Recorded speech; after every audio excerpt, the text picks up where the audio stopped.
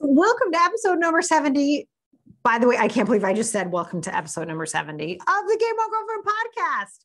I think you're going to be really happy that you decided to drop in today to listen to this interview that I'm about to deliver to you with Lori Oberbroeckling.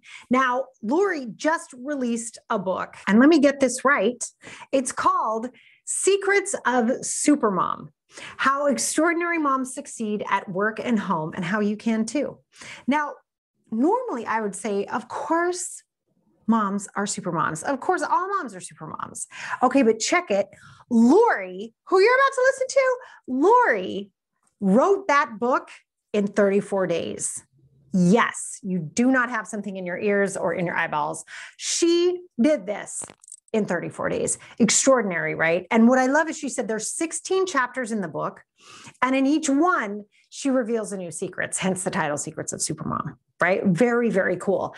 But what I really like about what she did that I think is so important these days is that she's talking about our level of motivation. Now, if you have been a mom throughout 2020, throughout the pandemic, and you've heard me say that women are the shock absorbers of society, this lack of motivation, this feeling of burnout, this feeling of overwhelm, it's real for you. And you know exactly what I'm talking about. It's like you see the list of things that you know you need to get done. And it's like, oh my gosh, I cannot get to all those things. Lori really talks about that. And to her credit, she jumps right into this podcast episode and starts talking all about that feeling. And I was like, wow, the honesty from her, the way she talks about what it took to write this book, the way she talks about what it took to edit this book, which is where the real work is, by the way. I love talking to her. And I really hope that as you watch this episode, that you allow yourself to kind of think through where your motivation is lacking. I also hope that you'll take the time to actually figure out which motivational type you are. I actually do it with her during the show, and I was surprised because I was kind of straddling between two of them, but we figured out which one I am. I don't think you're going to be surprised, but of course I was, because we always don't know the most about ourselves, right? Yes, something you're about to solve by checking in to this episode with Lori. So without further ado, let's get to it.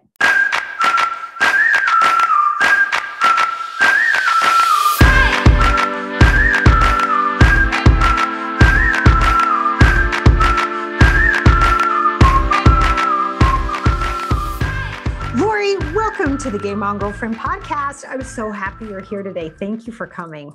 I am so happy to be here. Thank you for having me. Oh, I love it. Well, okay. Can I just dive in on something with you right away? Because you do something super cool that I think more people need to hear about. And this is motivation. Yes, let's talk about it. So I think that for motivation, so I think folks are so often, especially right now, they're busy with all the things. There are so many things that can cause us to be completely overwhelmed. And the exact opposite of that overwhelm is motivation.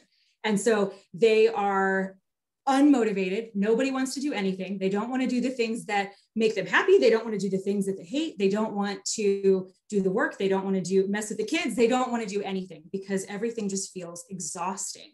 And so in order to be able to do all the things that we want to do, we have to find a way around that and get motivated again. Okay, so I feel like you just crawled into my head last weekend when I was like, I should do all those. And I'm like, I don't want to do any of those, right?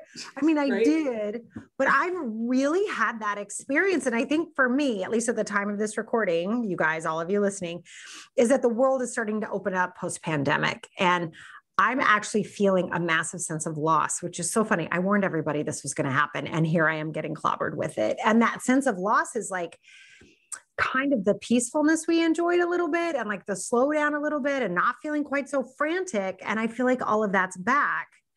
How do we deal with that? Like lack of motivation in the face of all this and this feeling of overwhelm. I think the way you just described it was exactly how I felt. What do we do with that? Like, oh my gosh. No, totally. I think that all the things are coming back, but the motivation hasn't come back yet, right? It's not catching up with us. And so now we're like, oh crap, how do I do all of these things? And how did I feel before?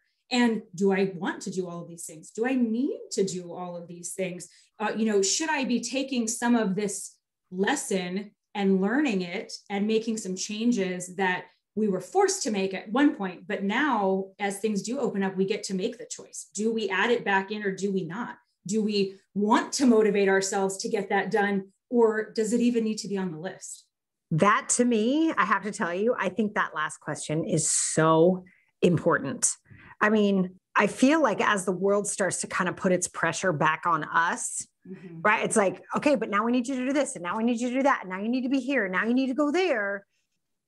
How do we push back on that and say, I don't want that on my list? Like, how do we actually do that? And have you noticed more people feeling, especially women, as you know, Supermom, right? Like, especially women, like feeling this pressure to do all the things because we can now. There's different buckets of it, right? So we have those pressures from work. So let's say you work for someone else, right? You've got now the pressure of now you can travel again. When are you traveling? Now you can come into the office again. When are you going to be back in the office? Now you can do whatever it is. And being able to look at it and say, wait a second, do I need to be able to do that again? Or did the changes that we made over the last year actually work? And could we keep it that way for longer? Or is there a really nice balance in between? And I think the same thing is true in our own businesses, for the businesses that we're running or side hustles. I think the same thing is true with our families. So things like, okay, maybe, so for me in Phoenix, that's where I am, a lot of our sports are open back up. So we've got restrictions still, but we can play sports, right? Well, do all the kids need to play all the sports that they played before? Were we so exhausted and running ourselves into the ground because of it? And do we need to sit down with our whole family and say, what was the most important thing to us? What did we miss the most? And what did we not miss the most? What really wasn't even something that we thought about, but now that we can, we're just feeling like we need to do it again. Amen. I really love the idea of almost like a family meeting. Like, how do we want to handle this? Like, forget what everybody else wants us to do. What do we actually want to do? I mean, I've been doing that with women in their businesses, right? Like, do you want to fly to speak or do you want to speak on Zoom? Do you want to go to that meeting or do you want to do it from home? Like, I love that you're asking these questions, but this idea of doing this as a family is just brilliant. And I hope that we get the word out to a lot of people to do that, Lori, because I'm watching it happen. I'm just like, I feel like I'm watching a train wreck. I'm like, there they go.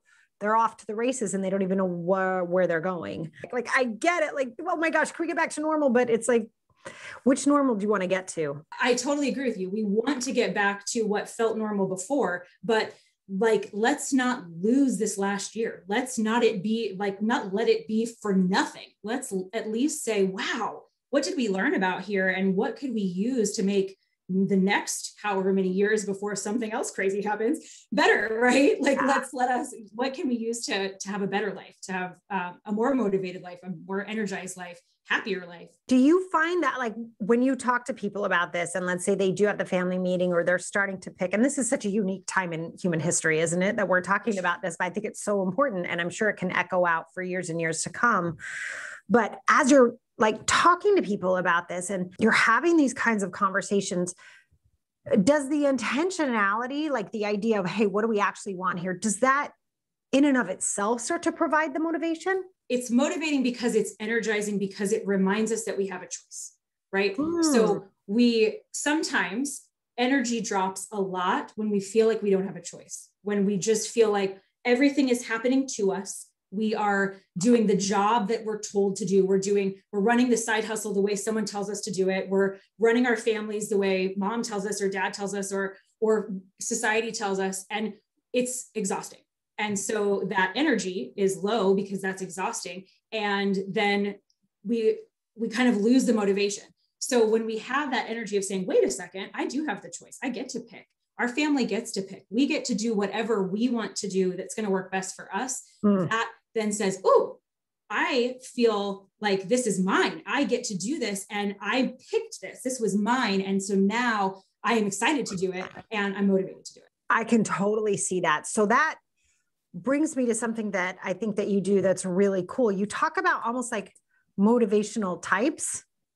And this is like a type, isn't it? Like, I chose this, I get to do that. Or is it not a type and that's more general for everybody? Well, so the types are kind of what actually leads you to that motivation. So talking about energy is really kind of for everyone, right? We have to figure out how to become more energized to be motivated.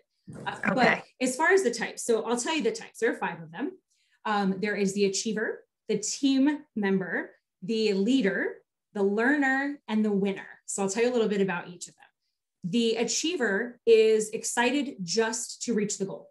So they are motivated. So if they're going to do a new project, they're motivated just to do the project and to master it. So it might be that they get to check off boxes, that they get to get all the steps done, and they're just excited to get it done. The team member is here for relationships.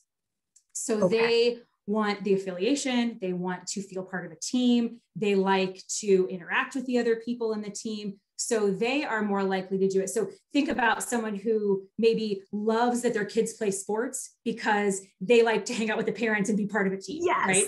Yes. Okay. So then there's the leader. The leader wants to be empowered. The leader wants to be in charge. They like to train, they like to teach, but they also like to kind of lead the charge of things. So if they feel like they are having to do it, being told to do it, or they're getting their assignment list and that's it, they are not going to be motivated. Got it. The learner wants to improve and is fueled by that curiosity to just learn more. They're intrigued by, oh, this is a new project. I want to learn more about it. They're just in it to kind of take it all in. And then the last is the winner, and they're fueled by rewards. They are like, for me, all of my children, right? They want to win the points. They want to get the rewards. So like if we're cleaning the house, there's a timer on and everyone's got to go. They've got to get all the fun things, because they feel like they need to ring the bell or get the reward. And so that's what fuels the winner. They're excited about that kind of thing. That is so cool. So can you talk about the nuances between the achiever and the winner? Because they sound sort of similar, but I can tell they're different. Can you break that down for us just a little bit? Yeah. So the winner is really trying to be the best, right? The achiever doesn't necessarily have to be the best. They just want to master the product. So the project. So let's say we're doing a new project at work. They want to get it all right. They want to really understand all the steps. They're like that project manager and being able to really get it done. Whereas the winner really wants to get it done, but be the best. They want to have the reward that says, you guys were the best. They got the gold star, or they get a bonus for it, or they get those extra points, those points that, maybe you get at your job for doing a good thing. And so that's really what they're in it for. They really want to get that highest level. Almost like that external acknowledgement, right? That motivates them. Okay. Yes. Whereas the achievers, you're going to say it. The achiever's more internal. Exactly. You're exactly what I was going to say. I love it. More internally driven. So when you're talking to people about this, and I can tell, like, obviously, look, you're the Supermom, right? So we're talking about obviously how to deal with our children, which for those of you that run businesses, we're talking about your staff too, right? Same thing. So it can kind of go like that. Like you've got to, and not like, let me just caveat that. Not that they're children, but that you have their personalities and you have to know what their rewards are and what makes them excited and what makes them happy. I had to be clear about that. But like this idea that you have to really understand the drivers for the personalities around you. And so I can see as the mom, who I consider the CEO of the house, right? Looking at all of the different levers that need to get pulled in order for that person to participate in the family or the business in the best way possible for them. And that it's kind of our job as the CEOs of the family or the CEOs of the business to sort of understand what's needed there. And it's our job to communicate in a way that motivates those different personality types or motivation types. Is that right? Do I have that right? Or did I just— You totally do. I see that in the same way, that is how we're looking at others to figure out, okay, how can we best present this so that we can be most motivating to them, whether that be our children or our staff or our teams or, even our bosses, right?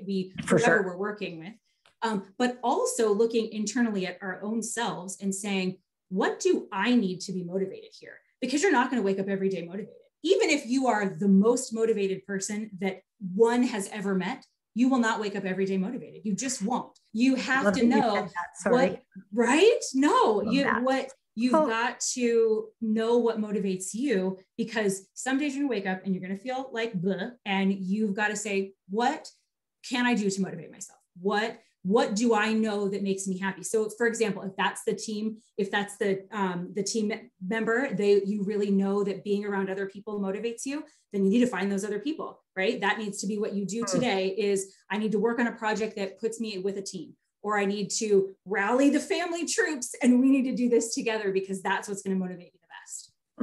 Okay. I love this. So I have to ask you, what type are you? The achiever. Yay. I am the achiever. I really am. So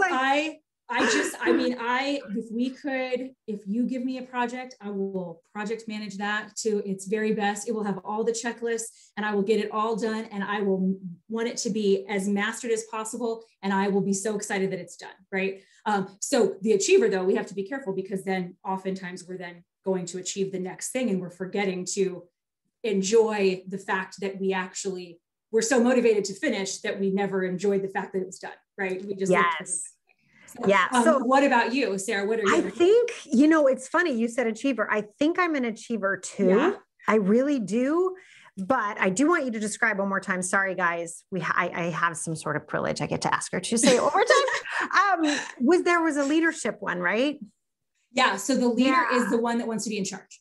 So you like to lead the team. These are our CEOs. They're not necessarily dictators because they like to train. They like to pull teams together. They like that too, but really it's that they want to be the one calling the shots. Okay. Yeah. So now I'm torn. Because I think there's a little bit of an achiever and a little bit of a leader. Like I remember the first time you were describing them, I was like, ooh, I think that calls to me because I love to watch. It's exactly how I described the motivation. I was like, how do we get this team to work together and how do we put them in the right, and how do we give them what they need in order for them to be successful? And I think that's what occurs to me first is like, what needs to happen out there to make that work? Mm-hmm.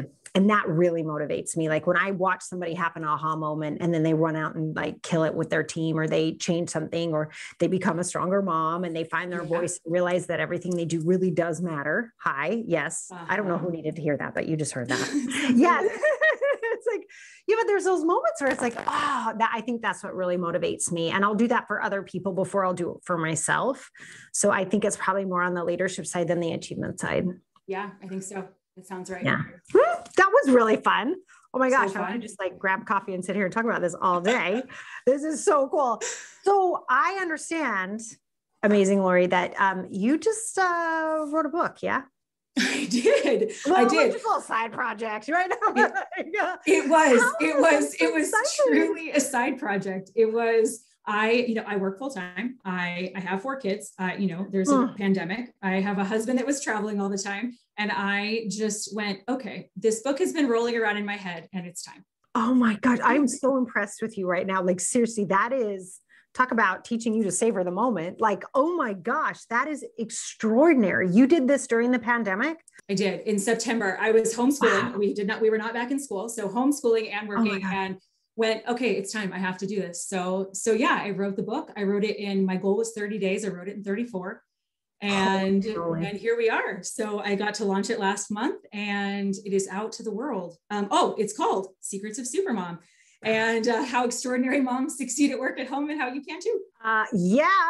Okay. I'm sorry. Okay. I'm sorry. The pause you heard there was my brain exploded inside my own head. So let me get this straight. You work full time. You have 4 children. They were all home with you and your husband was away traveling, and you wrote a book in 34 days. So luckily he was not traveling during that point. Thank goodness he did not have to travel. So he was home, but yes, I think that many of us moms have still had the brunt of the homeschooling, right? So we definitely had that. Mm-hmm. And yeah, I just, for me, if I can make a schedule and I can figure it out, then that's what I did. So it took about an hour and a half a day of time that I spent in the morning. For me, morning routine is super important. So that's what I used, and I cranked it out. So here we are. Oh my gosh. You guys, for those of you listening and not watching, I just stared at her with my mouth open. Oh my gosh. So this is so fascinating to me because I was just talking to some of my students this very same day, and one of them really wants to write a book. And I was like, give yourself 30 days, just make it a timeline, just play. I don't care if it's garbage, just get it out, see what happens. And so the first thing I was going to ask you was like, I'm sorry, back it up. How did you actually do that? So an hour and a half every morning. Yep. And then how was that just to get it out? Yes. Or was that also the editing process? So just to get it out. Just to get it out. So just to get the book written. So yeah, I kind of did an outline, right? They tell you to do a mind map and things like that. So you can use whatever strategy you want, but getting all the ideas out. And then every day I would spend at least an hour and a half writing. Now, some days it was less, or I just wasn't in the flow. So I couldn't get as many words out, even though the hour and a half was there. I just couldn't write as many words. And so, because it took me, I needed to write about 1,500 words a day to hit my goal. And that took me about an hour and a half. I found out once I actually started, because I was not a writer before, so I didn't even know how long that would take me. So it 1,500 words, an hour and a half, and then a few weekends of some extra time to kind of catch up if I did get behind. And yeah, so, and then after that, we did all of the editing, the formatting, all of that process. That actually took longer, if you can believe it. That took longer than the writing of the book. And it sounds like that's fairly common for writers, is that they can kind of spew out this book. And then it's like, okay, now we've got to go back and edit and format and make it right. Yes. It's like now the real work starts. True. My stepmother was a screenwriter, and every Saturday morning she'd come into the kitchen, like, you know, exhausted. Right. And she always wore the same t-shirt, and it said, writing is rewriting. I was like, okay. And she always said, like, that's where the real work is in the editing. And so I'm really glad that you were honest about that. You really shared that with us here, because I think sometimes super moms, especially, right, can have it in their heads like they're just supposed to be able to get it done in that amount of time. And it's like, that's to get the ideas out. Yes. And then how was that editing process for you? Like, what was that like for you to go back and see these amazing 1,500 words you've written every single day, and like having to pull them out? Was it Mark Twain who said, if I'd had it longer, it would have been shorter? I think that's his quote. It's so funny. But like, did you feel that way about it? Would you have thrown out more? Like, tell me more about what that editing process was like. Cause I think that's such a cool part of the experience to be a super mom, right? Is the messier part of it, the harder part of it, not just shoving it and being like, okay, we're done, which we can do sometimes as moms, like, it's clean enough. I thought, you know, that kind of a feeling. Like pick a project, right? But like, so to really dive into that, I'd love to know, what was that experience like for you? Yeah, it's a little bit stressful. So you wrote all of these things, and some of them emotional things or stories. You know, I share stories about other moms, but I also share stories of my own. And so you go back and you're like, whoa, I have really got a lot going on here, right? I've shared a lot. And so having to, I reorganized things. I moved things around. So chapters that I thought were going to be chapter 1 was definitely not, once the book actually got put together, even just by me. And then I put all the things together, read through, did a lot of read throughs. And then I took a course to help me do this, right? I worked with a coach. And awesome. So one of the things that they ask you to do is do a read. So you're not reading it into a microphone, you're reading it out loud to yourself, because you hear things differently than you read them. And you can catch typos, but you can also hear when something sounds funky, or when something sounds off, or when it's out of your voice all of a sudden, if it doesn't sound like you. So you start reading it and, oh my goodness, then you're like, whoa, no, scratching things, changing words, going all over. And this is all before it even makes its way to an actual editor, who then tears it apart and sends it back to you. So there's a lot of process and a lot of steps and a lot of raw, open wounds a little bit when you're writing, especially if you're writing something that is close to you, and if you're writing your own story in a book, even if it is nonfiction. Yeah.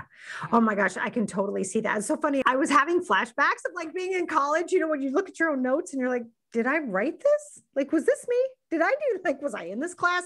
Like, I could totally see that happening as you read it out loud, to be like, that was not me. I don't know where that came from, but I could totally see that. That's so cool that you shared that with us, because I know there's so many of our listeners who want to write a book and want to understand what that takes. I think it's so great that you hired a coach, that you really worked with somebody, you took this seriously. It was an amazing project. And now we get to the fun stuff. Oh gosh, I have so many questions. Okay. So the first question is, what do you hope people take from the book? So someone closes the book, they're done. What do you want them to remember? How do you want them to feel? So my whole goal of writing the book is that I think moms can do whatever they want, right? If they want to have a job, if they want to not have a job, if they want to have a side hustle, they want to go back to school, they want to have 20 kids, they want to have one kid, they want to have no kids. I mean, I think they can do whatever they want, right? And I think that everybody has it in them to be able to do all the things that they want to do. And that as long as they have the skills to do it, then they can do that. And I want them to be happy. So I don't want people to get all the things that they want and be miserable, right? I want them to feel like they are doing it well, and loving every minute of their life. And so there's just a lot of strategies in here about how to do that. How can you do several things at the same time and still really have that joy that you want to have, and, you know, be engaged in all of those pieces of your life? Yeah, you're just reminding me, I've been saying this the entire pandemic, is that women are the shock absorbers of society. And I didn't coin that phrase. The New York Times did. I saw an article and I was like, that's the word, right? It's just been this like jolt. And we're the ones who, like you were saying, a lot of the homeschooling, a lot of the job shifting, all those cooking all of a sudden, cleaning all of a sudden, like all of a sudden it all fell on moms in a different way, I feel like, than other members of our society. And I think that like the underlying gift that you're giving here is like, listen, you actually get to be happy too. Like, yeah. I don't know how soon that shock absorber role is going to go away. Like, we're working on it, but even as we work inside of it, that we have the right to be joyful, and that we have the right to be happy too. And we don't have to be martyrs while we do this necessarily, though sometimes it can feel that way, but that we can get through with joy. Oh, I love the word martyr, because I feel like that is what so many moms do, right? We take on all this emotional baggage, and then we act like we need to be the martyr for it. And we don't. We can still do all the same things, but also be happy and excited and love most of what we're doing. You know, I don't expect everyone to love laundry, but you can love most of what we're doing, right? Here. Absolutely. I know. I don't love doing the laundry, but I'm really happy when it's done. So there's that. That, and I'm a mean mom who makes my kids do their own laundry, but that's another story for another time. Anywho, so I had one more question for you about the books, specifically for you as the author who cranked this out. You did all of these amazing things. You really took this seriously at a time when, you know, anybody could have said, speaking of motivation, Lori, put your feet up. It's been a rough year. Don't worry about it. Do it later. Like, I mean, you really could have gone down that path, and you fought for it, which I think is so awesome. And I love sharing stories like yours, because it really does inspire other people to go, hang on a second, I can do that. If there's something in me that I want to get, I can do this too. And I love that. I love that that's your message. And I love that you actually walked the talk to actually produce the message. I think that's amazing. So inside of all that, what is your favorite part of the book? Did you have a favorite story that you were excited for people to read? Or did you have a favorite skill, like you were saying, that you teach people? What's your favorite part? Mine, honestly, is probably The Secret of Happiness. So the book has 16 chapters, and everyone is a new secret. So it's the secret of X, right? So I think mine is The Secret of Happiness. I just like focusing on happiness. I think that moms forget that they can be happy. I think that they forget that to prioritize happiness. And I think rest, another thing, tie into that. You know, there's another chapter on rest. But I just think that every time I talk to moms, or I talk to someone that's read part of my book, they're like, oh, I don't even know when the last time I did something that made me happy was. And that just crushes my soul, right? It just makes me so sad, because I think, no. Yeah. There are so many ways to be happy. And sometimes that involves other people. Sometimes that involves being alone. Sometimes that is doing something big, and sometimes it's something tiny, but you have to focus on making yourself happy and being there, because then you're just better. You're better for everyone, you know, as a boss, or as an employee, or as, you know, a wife and a mom and sister and all the things. Yeah. No, there's no question. And I think I talk about this a lot too, Lori, but like, it's almost like as women, sometimes, especially in motherhood, I feel like we get trained that if we do anything that makes us happy, it's incredibly selfish. that's the way that goes. And we've talked about it for hundreds of years. Like, men don't have that. Men don't have work guilt. Men don't have stay-at-home guilt. Like, but we've been really sort of programmed to believe that if we are happy, there's something wrong. You're supposed to be miserable. You're supposed to be You're not working hard enough. Yeah. Like, what's wrong with you? You're not prioritizing your kids. Like, that sort of weird edge that I think we, as all women, we need to really support each other in finding the happiness and loving the happiness and seeking it out. Like you're saying, I think that's so great. Yeah. You reminded me of when sometimes I always love when you ask a mom, you're like, how are you? They're like, well, my son's doing this and my daughter's doing. I'm like, yeah, but how are you? Well, my husband did that. My spouse is doing that. My partner went, and you're like, no, you. And they're like, what? Oh, me? Like, you're like, dude, you're in there, right? Yeah. They're like, oh, I think I am. I'm in here somewhere. Let me look. I don't know. Oh my gosh. So good. It's so good. I'm so grateful that you wrote this book. So listen, as one mom to another, thank you. Like, literally from the bottom of my heart, thank you for producing something like this. Thank you for letting women know and reminding all of us that we not only deserve to be happy, but we can be. And if you're not happy right now, there's nothing wrong with you. We're probably programmed that way. And Lori's book is here to help you not do that anymore. So grateful for that. And it has just been such a joy to get to talk to you today. I'm really happy that you've been on the podcast today. And I believe you have a little something for our listeners. Is that true? I do. I have a freebie. I do. I have, yes, I know freebies are always fun, like little, and then I always love to be able to dig into something. I like to check boxes. So if you like to check boxes, there are boxes to be checked on this motivation worksheet. So what I have is a motivation worksheet. It's specifically for you guys. You can go to secretsofsupermom.com/game on girlfriend, and you can pick it up. It is going to tell you more about the 5 groups that we talked about, the achiever, the team member, et cetera. It's also going to give you some exercises. It's going to give you some tools and some thoughts on how you can fight burnout, cultivate energy, do some other things too. If you're really struggling with motivation, just try one of those things and see how that works for you and let me know how it works. Oh, I love it. I love it. And you know what, Lori, if we want your book, where can we pick that up? So it is available on my website, again, secretsofsupermom.com. You can also get it on Amazon. It is available right now on Kindle and as a paperback, and then coming soon as an audiobook. Oh my gosh, I love audiobooks. So I'm super excited for you. That's really, really cool. Oh my God. The audiobook, we are, when we talked about it with a coach, when you talk about your audience, I said, my audience is busy moms. They need an audiobook. They need something they can put in their earbuds and listen on the go. Right. So that is super important, and we're going to make it happen. No, for sure. I mean, every once in a while, there's one I need in both. Like, I need to be able to write in it and I need to listen. But a lot of the times I'm at the gym or I'm taking a long walk. It's so great to have the audio version. And I love that it's your voice. That is so cool. I can't wait to hear what that experience is like for you. That's so exciting. Oh, I love it. Well, Lori, thank you so much for being on the podcast today. You guys, the link to your motivation worksheet will be in the show notes. So right under this video. And for those of you listening on the podcast, it'll be in the show notes. You can tap on that on Apple Podcasts or wherever you are listening. And Lori, thank you so much for being with us today. I truly appreciate your time, and I truly appreciate what you're doing for moms. It's so important. Sarah, thank you. This was so fun.